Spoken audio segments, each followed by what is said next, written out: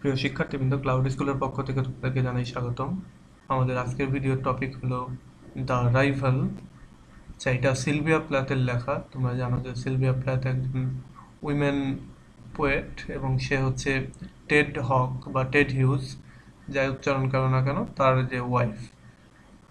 আচ্ছা, তো এই সিলভিয়া প্ল্যাথ সম্পর্কে আগেও একটা কবিতা করে মানে পাবলিশ করেছি। তো সেইখানে আমি বলেছি বা এমনিতেই তোমরাও যদি পড়ো তাহলে তোমরাও জানো যে সিলভিয়া প্ল্যাথ ছিল অ্যাকচুয়ালি খুবই সুইসাইড প্রবণতা ছিল তার ভেতরে, এবং তার মানে মেন্টালি একটু সমস্যা ছিল, এবং তাকে অনেক থেরাপি নিতে হয়। এই জন্য বিশেষ করে শক থেরাপি, যেটা ইলেকট্রিক শক থেরাপি, সেই শক থেরাপি দেওয়া হয়। তো এই সব সময়ের জন্য সুইসাইড করব এরকম একটা মানে ভাবের কারণে এই সিলভিয়া প্ল্যাথকে তার মা সবসময় চোখে চোখে রাখতো। ইভেন তার যে বিয়ের পরেও টেড হগের সঙ্গে মানে যখন তার বিয়ে হয়, সেই টেড হগের সঙ্গে বিয়ে হওয়ার পরেও তাকে আর কি তার মা অনেক ভাবে দেখে রাখতো বা গাইড দিত। তো এই বিষয়টা আসলে এই সিলভিয়া প্ল্যাথের ভালো লাগতো না, এবং সে তখন তার মাকে অ্যাকচুয়ালি প্রতিদ্বন্দ্বী ভাবা শুরু করে, যে তার স্বাভাবিক চলাফেরার ক্ষেত্রে বা তার ইচ্ছা সাধন বা অন্যান্য কাজকর্ম করার ক্ষেত্রে এই তার মা একজন প্রতিযোগীর ভূমিকায় অবতীর্ণ হয় তার কাছে আর কি। তো এবার সেই তার মাকে উদ্দেশ্য করে তিনি এই কবিতাটি লিখছেন এবং তার মাকে বলছেন যে একজন রাইভাল হিসাবে। তো চলো শুধু দেখি এই কবিতাটিতে তিনি কি বলছেন। আচ্ছা, প্রথমে এই স্ট্যান্জাটা যদি আমরা পড়ি তাহলে, if the moon smiled she would resemble you. আচ্ছা, এখানে এই প্রথম লাইনটাতে কবি তার মার উদ্দেশ্যে কথাটা বলছেন বা তার মাকে বলছেন। এখানে অ্যাড্রেস করে যে বলছেন তা ঠিক না, এখানে তার মায়ের কথাই বলছেন যে যদি চাঁদ কখনো হাসে তাহলে সে তোমাকেই অনুকরণ করে বা তোমারই অনুরূপ। অর্থাৎ চাঁদের হাসি এবং তার মায়ের হাসি অনেকটা একই রকম। You leave the same impression, তুমি একই রকমের ইমপ্রেশন লিভ করো বা তোমার ভেতর থেকে একই রকমের প্রতিচ্ছায়া বা ভাব প্রকাশিত হয়। অফ সামথিং বিউটিফুল, যে কোনো সুন্দর জিনিসের ভাব, অর্থাৎ যে কোনো সুন্দর জিনিসের ভিতর থেকে যে ধরনের ভালো ইমপ্রেশন বের হয় তোমার ভিতর থেকেও ঠিক তেমনি। অর্থাৎ এই যে কবির যে মা, সে মায়ের কথা বলছে। বাট অ্যানাইলেটিং। আচ্ছা, এই অ্যানাইলেটিং বা অ্যানিহিলেটিং এই শব্দটার অর্থ হচ্ছে ধ্বংসাত্মক বা বিধ্বংসী। বলছে নেগেটিভ বা ধ্বংসাত্মক যে বিধ্বংসী যে রূপটা তোমার রয়েছে বা ক্রুয়েলটি যে তোমার রয়েছে, এটা ছাড়া সব ধরনের ভালো ইমপ্রেশনই চাঁদের ভেতরে এবং তোমার ভেতরে একই রকম, বা অন্যান্য যে কোনো বিউটিফুল জিনিসের মধ্যে একই রকম। Both of you are great light brewers, বলছে তোমরা দুইজনই হচ্ছে আলোর ধারকারী বা অন্যের আলো। বড়োয়ার মানে বড় মানে ধার করা, বড়োয়ার বলতে যে ধার করে।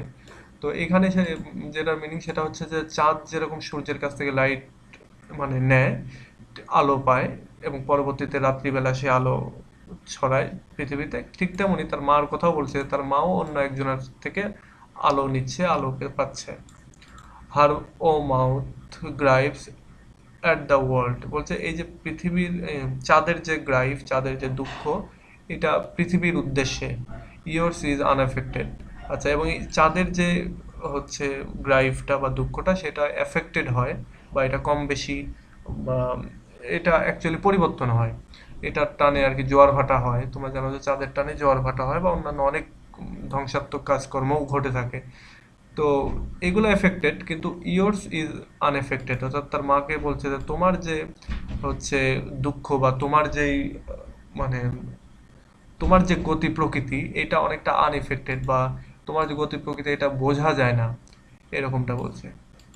আচ্ছা, এটার একটা মিনিং রয়েছে, মিনিংটা ইনার মিনিংটা এরকম যে যেহেতু তার মা তাকে হচ্ছে সবসময় গাইড করে, আর সেও যেহেতু একটু অপ্রকৃতস্থ, অর্থাৎ তার সে মানে অ্যাবনর্মাল আচার আচরণ করে, তো সুতরাং এই অবস্থায় সে তার মাকেই প্রতিদ্বন্দ্বী ভাবছে। এবং সে বলছে যে চাঁদের যেমন বিউটি রয়েছে, ঠিক একই রকমের বিউটি তোমার মধ্যেও রয়েছে। চাঁদের ভেতরে যে ধ্বংসাত্মক বা নেগেটিভ যে কোয়ালিটি রয়েছে, তোমার ভেতরেও সে একই রকম কোয়ালিটি রয়েছে, এবং তুমিও ঠিক একই রকমের ক্রুয়েল বা নিষ্ঠুর। এবং আবার বলছে যে চাঁদ যেরকম সূর্যের কাছ থেকে লাইট পায় বা ধার করে, ঠিক তুমিও কারো না কারো কাছ থেকে এই যে আমাকে গাইড করার বা আমাকে মানে দেখার এইটার জন্য লাইট তুমি পাচ্ছ, কারো কাছ থেকে আশকারা পাচ্ছ। কেউ তোমাকে হয়তো বা এই ব্যাপারে এন্ডালস করছে। এবং সেটা হতে পারে টেড হক নিজে, অথবা এখানে আরেকভাবে বলা যেতে পারে যে এই রাইটারের কাছ থেকে, রাইটারকে ভালোবাসে সেইখান থেকেই যেন সে এই লাইটটা পাচ্ছে বা চার্জটা পাচ্ছে। এরপরে বলছে যে চাঁদের, পৃথিবীর মানুষদের, মানে চাঁদের অনেক দুঃখ রয়েছে বা চাঁদের অনেক কলঙ্ক রয়েছে পৃথিবীর মানুষদের কাছে, এবং সেটার কম বেশি হয়। যেমন চাঁদ কখনো যখন সূর্য মানে খুব সুন্দর আলো দেয় তখন সেটা রোমান্টিক হয়ে যায়, আবার যখন জোয়ার বা ভাটার সময়টাতে বা অন্যান্য সময়টাতে ধ্বংসাত্মক যে আচার আচরণ করে। তো সেক্ষেত্রে বলছে যে চাঁদের যে মানে ভালো এবং খারাপ দুইটা দিকই রয়েছে। বাট ইয়োর্স ইজ আনএফেক্টেড, অর্থাৎ তার মায়ের কথা বলছে যে তোমারটা সবসময় আনএফেক্টেড, তোমারটা বোঝাই যায় না, বা তুমি তোমার পজিটিভের চেয়ে নেগেটিভ বেশি, বা যেটাই থাক না কেন তোমারটা হচ্ছে আনএফেক্টেড, কখনো কম বেশি হয় না। তুমি একই রকম ভাবে আমাকে গাইড দিয়ে যাচ্ছ বা আমার ইচ্ছার বিরুদ্ধে তুমি অনেক কিছুই করছো যেটা আমি পছন্দ করি না। এটা সিলভিয়া প্ল্যাথের আর কি কথা। And your first gift is making stone out of everything. আচ্ছা, এরপরে তার মাকে যেটা বলছে যে এবং তোমার প্রথম কাজ বা তোমার প্রথম যে উপহার সেটা হচ্ছে যে সব কিছুকে স্টোন করে দেওয়া, স্টোন লাইক, অর্থাৎ পাথুরে করে দেওয়া। আচ্ছা, এইটার মিনিংটা এরকম যে চাঁদ যেমন রাত্রিবেলা সব কিছুতেই সামান্য আলো দিয়ে যেমন সব পাথর বা অন্যান্য যা কিছুকে স্টোন লাইক করে দেয় বা অন্যান্য সব কিছুকেই দেখতে অনেকটা গ্রে কালারের করে দেয়। তো বলছে যে তুমি অ্যাজ এ মাদার আমার সব কিছুকে ঠিক তেমনি গ্রে কালার করে দাও বা নিরানন্দ করে দাও। তো তোমার প্রথম কাজটাই যেন এটা, যে সব কিছুকে নিরানন্দ করে দেওয়া। কেননা তুমি তোমার ডোমিনেশন, তোমার জাজমেন্ট বা অন্যান্য আরো যা কিছু বা কন্ট্রোল এতটাই করো আমাকে যে আমি কিছুতেই মজা পাই না, আমার সবকিছুতে একটা ডোমিনেশন আমি খুঁজে পাই বা নিরানন্দ হয়ে যায় তোমাকে দেখলেই বা তোমার প্রত্যেকটা কাজেই। I wake to mausoleum, to a mausoleum, you are here ticking your fingers on the marble table looking for cigarettes. আচ্ছা, এরপরে যেটা বলছে যে আমি জেগে উঠলাম একটা মিউজিয়ামে। মিউজিয়াম বলতে যেই জায়গায় আর কি মানে সব মন্দির যেটা বলা হয়, বা যেইখানে কবর দেওয়ার আগে মানুষকে রাখা হয়, অথবা আবার দেখা যায় যে যেখানে আর কি মানুষদেরকে হয়তো ধনী ফ্যামিলির যে লোকেরা তাদেরকে অ্যাকচুয়ালি অনেক বড় টোম্ব যেটা করে বা গম্বুজ আকৃতির করে সেখানে রেখে দেওয়া হয়, যাতে করে পরের জেনারেশন তাকে দেখতে পারে মমি করে অনেকটা। তো বলা হচ্ছে যে আমি আই ওয়েক টু এ মৌজিলিয়াম, অর্থাৎ আমি যখন ঘুম থেকে উঠি সেটা আমার কাছে মনে হয়, আমার বাসা বা বাড়ি আমার কাছে মনে হয় যেন সেই সব মন্দিরের মতো, যে আমি যেন ডেড, আমি যেন মারা গেছি, এবং আমি যখন ঘুম থেকে উঠি আমার অবস্থা এরকম মনে হয়।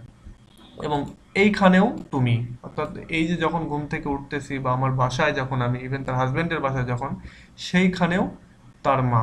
এবং বলছে যে ticking your fingers on the marble table, এবং তুমি সেখানে থাকে কি করো, তুমি সেখানে থেকে যেন তোমার নখগুলি যেন মার্বেল টেবিলের উপরে খটখট করে আওয়াজ করছো, অ্যান্ড লুকিং ফর সিগারেটস, এবং যেন সিগারেটের খোঁজ করছো তুমি।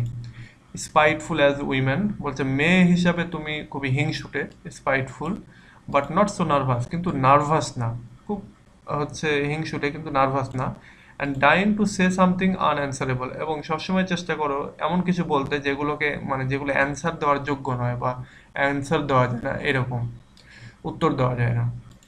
অর্থাৎ এইটুকুতে আর কি তার মায়ের প্রতি সে কঠিন বিরক্ত, এবং কঠিন বিরক্ত হয়ে সে তার মাকে বলছে তুমি আমার সব আনন্দকে নিরানন্দ করে দাও, ঠিক যেমন ভাবে একটা চাঁদ সব কিছুকে রাত্রিবেলা গ্রে কালার করে দেয়, তুমিও সেরকম। এবং আমি আমার বাড়িতে যখন ঘুম থেকে উঠি তখন আমার মনে হয় যেন আমি হচ্ছে এই সব মন্দিরে অর্থাৎ মারা গেছি, এবং মারা যাওয়ার কবর দেওয়ার পূর্ব মুহূর্তে যেন আমি উঠলাম, এবং আমি যেন দেখতে পাচ্ছি যে তুমি এইখানেও রয়েছো, এবং তোমার হাত দ্বারা টেবিলের উপরে ঠক ঠক আওয়াজ করছে এবং সিগারেট খুঁজতেছো, এবং তুমি মেয়ে হিসেবে খুবই হিংসুটে এবং বাট নার্ভাস না, কিন্তু তুমি হচ্ছে সবসময় এমন এমন কোশ্চেন করো যেগুলো আনআনসারেবল, কোশ্চেনের অ্যান্সার দিতে ভালো লাগে না। এইরকম আর কি তার মায়ের প্রতি একটা বিরক্ত প্রকাশ করছে। আচ্ছা, এর পরের স্ট্যান্জাতে যেটা বলছে সেটা হচ্ছে যে the moon two abuses her subjects but in the day time she is ridiculous. আচ্ছা, এরপরে যেটা বলছে যে চাঁদ যে কিনা রাত্রিবেলা তার অন্যান্য সমস্ত সাবজেক্টকে, অর্থাৎ পৃথিবীর সমস্ত বস্তু বা অন্যান্য যা কোনো জিনিসগুলোকে গ্রে কালারের করে দেয়, এবং চাঁদের আলোতে সবকিছু গ্রে কালার বা ধূসর মনে হয়। তো বলছে যে সে সবকিছুকেই বিরক্ত করে বা সবকিছুতেই তার বিরক্তি বা অপমান করে, হীন করে রাত্রিবেলা, but in the day time, কিন্তু দিনের বেলায় শি ইজ রেডিকুলাস, অর্থাৎ চাঁদ নিজেই তখন হচ্ছে গ্রে কালার হয়ে যায় এবং তখন সে নিজেই হাস্যকর একটা অবস্থা তার। Your dissatisfaction on the other hand, বলছে আরেকদিকে তোমার ডিসস্যাটিসফ্যাকশন বলতে তার মায়ের যে অসন্তুষ্টি, সেটা arrive through the mail slot with loving regularity. বলে তোমার যে ডিসস্যাটিসফ্যাকশন, অসন্তুষ্টি, এইটা অন্যদিকে আমার কাছে এসে পৌঁছায় ইভেন মেইল স্লটের মাধ্যমে। মেইল স্লট বলতে চিঠির মাধ্যমে মানে তোমার কাছ থেকে যে চিঠিগুলো আমার কাছে আসে, সেখানেও তোমার একটা অসন্তুষ্টি, আমি এটা করি কেন, আমি ওটা করি কেন, আমি এটা করছি না, এই করছি না, এইভাবে চলছি না, এরকম মানে একের পর এক অসন্তুষ্টি তার মায়ের পক্ষ থেকে তার কাছে ইভেন চিঠির মাধ্যমেও আসে। তো বলছে লাভিং ইরেগুলারিটি, লাভিং রেগুলারিটি, একটা বলছে যে একটা চমৎকার মানে রেগুলারিটি মেনটেন করে এই চিঠিগুলো আসে। তো এখানে লাভিং বলছে অ্যাকচুয়ালি লাভ, মানে তার মায়ের উপরে বিরক্ত হয়েই একটু মানে রেডিকুলাসলি সে বলছে লাভিং। তো বলছে চিঠিগুলোও আসে হচ্ছে রেগুলারলি, যেন হচ্ছে তোমার ডিসস্যাটিসফ্যাকশন এই চিঠিগুলোর ভেতরেও থাকে। হোয়াইট অ্যান্ড ব্ল্যাক, বলছে সাদা কালো, এক্সপান্সিভ অ্যাজ কার্বন মনোঅক্সাইড, এবং বলছে এগুলো যেন, এগুলো থেকেও যেন কার্বন মনোঅক্সাইডের যে মতো যে বিষ, সেই বিষ যেন ছড়ায়, অর্থাৎ বিরক্তির যে বিষ সেটা যেন এগুলো থেকেও ছড়াচ্ছে। অর্থাৎ তার মা তো সবসময় তাকে গাইড দিয়ে রাখছেই, এটা তো তার বিরক্ত লাগছে, সে যখন দূরে বা তার হাজবেন্ডের বাসায়, সে সময় তার কাছে যে চিঠিগুলো যাচ্ছে সেগুলোতেও তার মায়ের একটা গাইডলাইন বা তার মায়ের একটা ডিসস্যাটিসফ্যাকশন, যে এটা করো, ওটা করো, এটা করো না, ওটা করো না। তো বলছে সেই চিঠিগুলোর মাধ্যমেও যেন এক ধরনের বিষ আমার কাছে চলে আসতেছে, তোমার ডিসস্যাটিসফ্যাকশনের যে বিষ সেটা। যেমন expansive as carbon monoxide, carbon monoxide যেমন ভাবে এক্সপান্স করে, ওটা ঠিক সেরকম এক ধরনের বিষ যেন আমার কাছে চলে আসে। No day is safe from news of you, হচ্ছে কোনো দিনই নিরাপদ নয় তোমার কাছ থেকে কোনো নিউজ আসা ছাড়া, অর্থাৎ তোমার কাছ থেকে কোনো না কোনো গাইডলাইন বা কোনো না কোনো অর্ডার বা জাজমেন্ট বা ডিরেকশন এটা আসেই, কোনো দিনই আমি নিরাপদ না। Walking about in Africa maybe but thinking of me, বলছে এমনকি তুমি যদি আফ্রিকার মতো দূরবর্তী কোনো জায়গাতেও হাঁটতে থাকো বা ঘুরতে যাও বা বেড়াতে যাও, বাট থিঙ্কিং অফ মি, সেখানেও যেন তুমি আমার কথাই চিন্তা করো এবং আমাকে নিয়ে উদ্বিগ্ন থাকো এবং আমার বিষয়ে তুমি নাক গলাও। তো এইটা বলে আর কি এই কবিতাটি শেষ করছে। আর এক কথায় আমরা এটা বলতে পারি যে কবি এখানে তার মায়ের প্রতি পুরোটাই ডিসস্যাটিসফাইড, যে তার মা তাকে এত গাইড দিয়ে রাখছে বা এত এভাবে গাইড দিতে গিয়ে তাকে অনেক সময় কঠিন হচ্ছে সে। বলছে তাকে চাঁদের সঙ্গে তুলনা করে বলছে যে চাঁদের মতো সে সুন্দর বা সবকিছুই তার ভালো, কিন্তু চাঁদেরও যেরকম কিছু কিছু খারাপ দিক রয়েছে, তার মায়েরও কিছু খারাপ দিক রয়েছে, এবং সেই খারাপ দিকগুলির কথা চিন্তা করে সে বলছে যে আম, তার মা তার কাছে বিরক্তিকর, এবং বলছে যে তার মা এতটাই বিরক্তিকর যে সে যেখানেই যায় সেখানেই যেন তার মাকে দেখতে পাচ্ছে বা তার মায়ের যেন গাইডলাইন তার সঙ্গে যাচ্ছে। ইভেন অনেক দূরে যখন সে তার হাজবেন্ডের বাসায়, সেখানেও তার মায়ের পক্ষ থেকে চিঠি যাচ্ছে। এমনকি সে বলছে যে তার মায়ের একটাই যেন কাজ, তাকে মানে তার কথা চিন্তা করা। ইভেন অনেক দূরে যখন থাকে, আফ্রিকা এখানে উল্লেখ করে বলছে অনেক, আফ্রিকার মতো এরকম অনেক দূরে যখন আমার মা থাকে তখনও যেন আমার কথাই চিন্তা করে। আর এই বিষয়টাই অ্যাকচুয়ালি কবি পছন্দ করে না। কারণ কবি তার মা এই যেভাবে তাকে গাইড দিচ্ছে বা তাকে দেখে শুনে রাখার চেষ্টা করছে, অ্যাকচুয়ালি সিলভিয়া প্ল্যাথ তোমরা জানো যে সুইসাইড করে অ্যাট লাস্ট, এবং এই সুইসাইড করার যে প্রবণতা এটা তার অনেক আগে থেকেই ছিল, এবং এই জন্য তার মা তাকে এভাবে দেখে রাখতো, এবং এইটাই তার বিরক্তির একমাত্র কারণ, সে তার মাকে পছন্দ করতো না। তো ঠিক আছে, আজকে এ পর্যন্তই। পরবর্তীতে আবার নতুন এই ধরনের চমৎকার কোনো কবিতা বা কোনো নোবেল বা কোনো ড্রামা নিয়ে আসবো। তো টিল দেন, আল্লাহ হাফেজ।